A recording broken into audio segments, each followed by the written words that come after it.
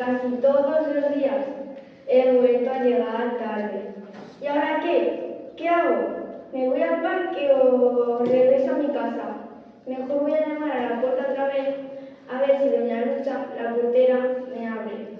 Regreso y toco varias veces, pero nadie contesta. Creo que ya va a ser la hora del recreo. Mejor me voy a mi casa. Si le digo a mi madre que no me ha abierto la puerta, me va a caer una buena bronca, aparte de un buen castigo. Mejor le diré que la profesora no vino. Ayer llegué tarde y anteayer también, solo que doña Lucha, la portera, me abrió la puerta. Cuando la señorita Patti me vio, me dijo: «Zoe, ¿otra vez llegando tarde?». Yo le contesté que me había dormido. Si es que siempre digo lo mismo, no tengo imaginación. Mi madre me calienta tanto la leche que cuando me la quiero beber es imposible tomársela. Y ¡pum!, las 9. Uy, se ha abierto la puerta.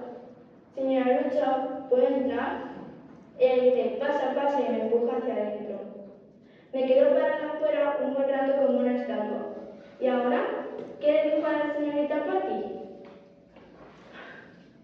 Por ahí viene. «Señora Patti, ¿puedo entrar?».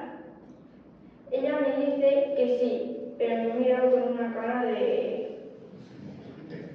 Cuando entro, veo que mis compañeros están haciendo la tarea y en la pizarra pone los números pares. Yo también quiero hacer la tarea, pero nadie sabe cómo explicarme. Y me da pánico preguntarle a la señorita Patti porque sé que se va a enfadar más. Mejor voy a dibujar a Bob Esponja.